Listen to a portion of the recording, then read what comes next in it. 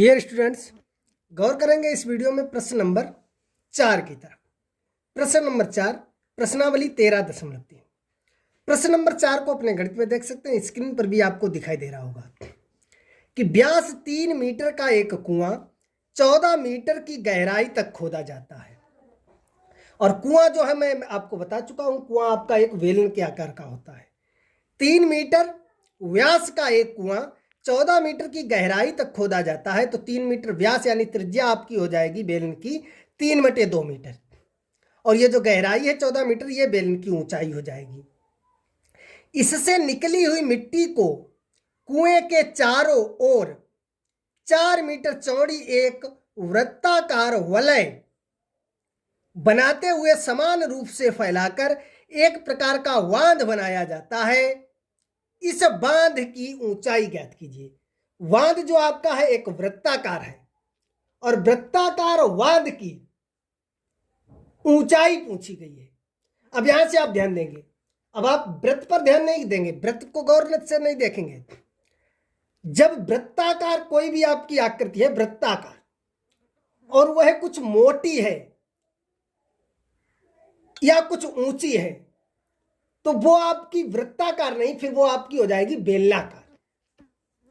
किस प्रकार से हो जाएगी, देखिए अभी मैं चित्र बनाऊंगा तब आपको अच्छी तरह से समझाऊंगा। सही है, वृत्ताकार आपको मालूम है, वृत्ताकार जो आपका होगा वृत्ताकार, उसमें जो आपकी मोटाई और ऊंचाई है वो नगण्य होगी, जैसे आपका मान के चलते हैं। सही है, और जो जब उसमें मोटाई और ऊंचाई की बात की जाए तब जो वो वृत्ताकार ये बांध है वो आपका वृत्ताकार, उसका आधार जो ऊपर है वो वृत्ताकार देखने में होगा, लेकिन जब मोटाई और ऊंचाई की बात की जाएगी तब वो जो है एक बेलनाकार हो जाएगा। देखिए पहले तो बनाते हैं एक कुआं, और उस प्रकार से उसके चारों तरफ किस प्रकार से मिट्टी फैलाएंगे वो हम आपको चित्र में बनाकर दिखाते हैं। हालांकि इसमें अच्छी तरह से बना नहीं सकते हैं, लेकिन आप कल्पना कर सकते हैं कि जब हम जमीन में कुआं खोदेंगे, बेलना आकार का एक कुआं खोदेंगे, फिर उसके ऊपर जो मिट्टी निकलेगी उसके चारों तरफ, उस कुएं के चारों तरफ वृत्ताकार आकार में फैलाएंगे। सही है, लेकिन जब कुछ मोटी ऊपर को जाएगी, जब मोटी हो जाएगी, मोटाई उसकी होगी, तो वो मिट्टी कुछ ऊपर को जाएगी, एक आपका चबूतरा जैसा बन जाएगा, तो वो जो है एक बेलनाकार जैसा हो जाएगा। देखिए चित्र बनाते हैं, उसमें आप अच्छी तरह से समझें। तो ये यहां से आप देखेंगे चित्र में सही से समझेंगे। ये जो बना है आपका, ये आप देख सकते हैं, ये जो पाइप जैसा है, मैंने पतला बनाया है, ये जो बीच में आपका ये जो पाइप जैसा है ये आपका कुआं है। ये सही है, ये कुआं मैंने खोदा है, और इसे खोदने से जो मिट्टी निकलेगी वो देखो इस कुएं के बाहर, ये देखो वृत्ताकार आकार में, ये देखो वृत्ताकार आकार है, क्योंकि इसका जो कुएं का ये आकार है ऊपर, ये वृत्तिकार तो है कुएं का, ऊपर आपने ये देखा होगा। सही है, ये जो मुंह होता है ऊपर ये वृत्ताकार आकार का होता है, तो इसी प्रकार वृत्ता के आकार में, क्योंकि ये कागज पर आपको बनता दिखाई नहीं दे रहा होगा, लेकिन आप सोच सकते हैं, कल्पना कर सकते हैं, इस वृत्ताकार आकार में मिट्टी को फैलाएंगे। कितनी, वो इस कुएं से 4 मीटर, देखो कुएं की ये है यहां पर किनारी, इससे यहां पर ये 4 मीटर चौड़ाई, ये 4 मीटर, यहां से यहां तक की बात करो, ये 4 मीटर।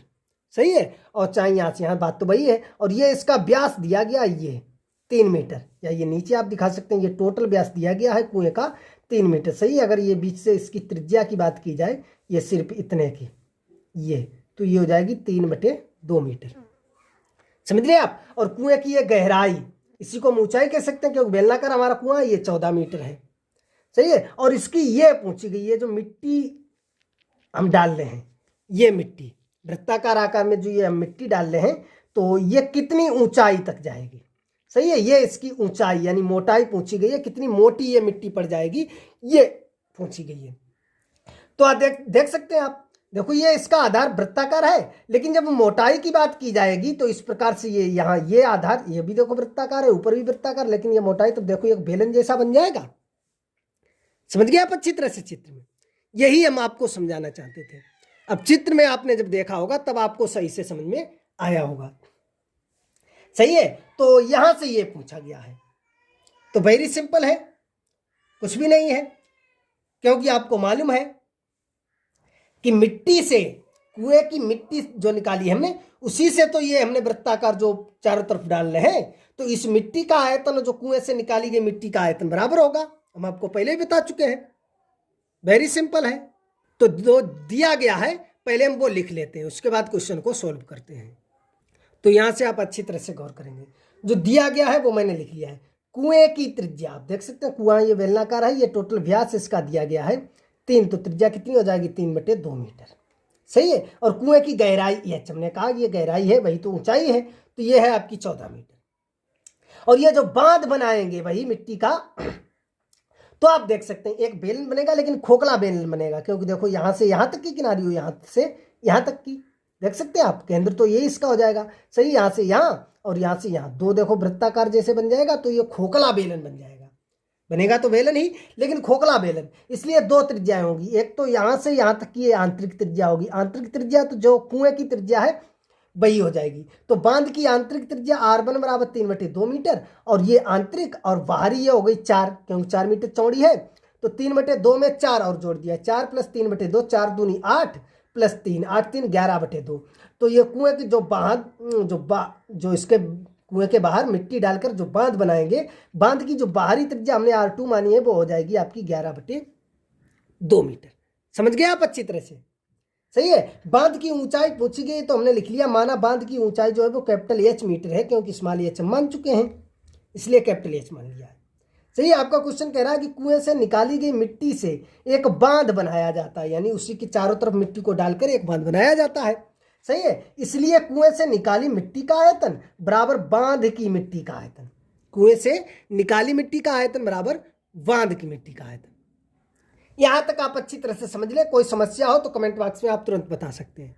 चित्र को आप अच्छी तरह से गौर से देखें, उसके बाद यहां अगर समझ में नहीं आए इसका स्क्रीनशॉट ले लें, उसके बाद में अच्छी तरह से समझें, या वीडियो को पॉज करके सही से समझ लें। अभी जो दिया गया था वही मैंने लिखा है अपनी तरफ से, ना तो कुछ कैलकुलेशन किया है, कुछ भी नहीं किया है, जो दिया गया था वही मैंने लिखा है। समझ लिया? समझ लिया है तो देखिए आप बढ़ते हैं आगे। तो चलिए यहां से कुएं से निकली मिट्टी का आयतन, यानी कुआं आपका बेलनाकार है, तो बेलन का आयतन क्या होता है πr²h, पाई, और कुएं की त्रिज्या को हमने r1 माना है, तो r1²h। सही है। बराबर बांध की मिट्टी का आयतन, जो बांध है वो आपका खोखला बेलनकार है, तो वही हो जाएगा, बेलन का होता है πr²h। सही है। खोखला है तो ये हो जाएगा पाई, अब r आपका हो जाएगा r2² minus r1² into h, क्योंकि हमने कैपिटल H माना इसे। सही है। बात वही है, इस प्रकार से हो जाएगा। देखिए जब आपका खोखला बेलन होता है, जैसे खोखला बेलन है, हमने बाहरी त्रिज्या मान ली है कैपिटल R और आंतरिक त्रिज्या मान ली है स्मॉल r। सही है। तो यहां से ये आपका हो जाएगा बाहरी जो बेलन है, यानी πr²h। सही है। और माइनस ये आपका हो जाएगा πr²h, क्योंकि ऊंचाई तो वही रहेगी। सही है। चाहे आपका खोखला बेलन हो चाहे कैसा भी बेलन हो, ऊंचाई भी रहेगी। तो यहां से देख सकते हैं पाई तो आपका कॉमन है और h भी कॉमन है, तो ये बचा है r² माइनस r²। सही है। तो ये कह सकते हैं, या ऐसे भी लिख सकते हैं पाई r² minus r² into h। सही है। तो बात तो वही है, वही मैंने लिख दिया है। देखो पाई r², यहाँ पर 2 r है, बाहरी त्रिज्या माइनस आंतरिक त्रिज्या इंटू h। सही है। सूत्र तो नहीं भूलेंगे खोखले बेलन का, वेरी सिंपल है। बेलन का क्या होता है πr²h, बेलन का सूत्र आयतन, बेलन का आयतन क्या होता है πr²h, जहां r जो है त्रिज्या है, h ऊंचाई है। यहां पर हमने त्रिज्या r1 ली है, तो πr1²h। सही है। उसी प्रकार ये खोखला बेलन है, तो ये खोखला बेलन चाहे तो आप इस प्रकार से निकाल सकते हैं। सही है। बात वही है, इस प्रकार से ऐसे लिखो, चाहे ऐसे लिखो, चाहे ऐसे लिखो। ऊंचाई कैपिटल H मान ली तो कैपिटल H, स्मॉल h मानो तो स्मॉल h हो जाएगा। इसे कैपिटल और स्मॉल माना तो कैपिटल स्मॉल, r1 r2 मानो तो r1 r2 हो जाएगा। इसी प्रकार तो ऐसे इसे हमने लिख दिया है। समझ गए? यहां तक समझ गए तो कुछ भी नहीं है। सही है। तो देखिए पाई से पाई कट गया, r1², तो आप देख सकते हैं r1 आपका कितना है 3/2² इंटू h आपका है 14 बराबर r2²। r2 आप देख सकते हैं आपका कितना है 11/2² और माइनस 3/2² और इंटू h निकालनी है आपको। समझ रहे हैं आप अच्छी तरह से? कोई समस्या बता देना। देखिए इसका वर्ग करेंगे, 3 का वर्ग होता है 9 और 2 का वर्ग 4 इंटू ये हो जाएगा 14 बराबर, यहाँ से देखो 11 का वर्ग करेंगे 121 और बटे 2 का वर्ग 4 माइनस इसका करेंगे 3 तिया 9 और इसका 4 और इंटू एच। अब यहाँ पर देखिए आप चाहे तो वर्ग कर लीजिए इस प्रकार से, या आप सूत्र लगाना चाहते हैं ए स्क्वायर माइनस बी स्क्वायर, तो ए प्लस बी ए माइनस बी, एक बार 11/2 प्लस 3/2 कर दीजिए, एक बार 11/2 माइनस 3/2 कर दीजिए। सही है, उस प्रकार से भी लगा सकते हैं, जैसे आप लगाना चाहें वैसे लगा सकते हैं। तो देखिए 2 से काटेंगे, 2 दूनी 4 और 2 सत्ते 14, तो यहाँ पर आपका बचा है 9 × 7/2 बराबर, यहाँ से देखेंगे आप 4 तो हम लेंगे एलसीएम, समान हर वाला है, ये हो जाएगा 121 - 9 और इंटू एच। समझ रहे हैं आप अच्छी तरह से? कोई समस्या आप बता देना। ये तो हो जाएगा 9 सत्ते 63/2 बराबर 121 से 9 घटा दो, 121 से 9 घटा दो, कितना बचेगा 112/4 और इंटू ये हो जाएगा एच। सही है, अगर काटना चाहो तो 2 से देखो कट भी जाएगा, 2 दूनी 4, तो ये यहाँ से हो जाएगा, आप अच्छी तरह से देखेंगे, यहाँ तो बचेगा ये 63 बराबर ये हो जाएगा 112/2, सही है, इंटू एच। तो ये हो जाएगा 63 बराबर 2 से काट दो, 2 पंचे 10 और 2 छंग 12 एच। तो एच बराबर ये हो जाएगा 63 और ये गुणा में है तो भाग में आ जाएंगे 56। समझ रहे हैं आप अच्छी तरह से? तो ये काट दीजिए जिससे कटे, तो यहाँ से काट दो, 7 नेम 63 और 7 अट्ठे 56, तो एच बराबर आपका आ जाएगा 9/8 मीटर। ये आपकी ऊंचाई आ जाएगी, बांध की ऊंचाई। अगर इसे दशमलव में निकालना चाहते हैं तो भाग दे दीजिए, 8 का भाग देंगे, 8 एकन 8, सही है, एक बचेगा, दशमलव लगाएंगे 0, 10 हो जाएगा, 8 एकन 8, 2 बचेगा, 8 दूनी 16 और 8 पंचे 40, तो 1.125 मीटर, 1.125 मीटर, ये आ जाएगी बांध की ऊंचाई। समझ रहे हैं आप अच्छी तरह से? अगर किसी प्रकार की कोई समस्या हो तो आप बता सकते हैं, देख सकते हैं इसी क्वेश्चन को आप पुनः, ये यहां से देखेंगे पुनः सही से क्वेश्चन को। सही है, चित्र सही से समझ लीजिए। चित्र समझने के बाद जो दिया गया है वो मैंने ये लिख लिया है, दिया है करके, सही है, ये जो दिया गया था, उसके बाद यहां से सूत्र लगा दिया।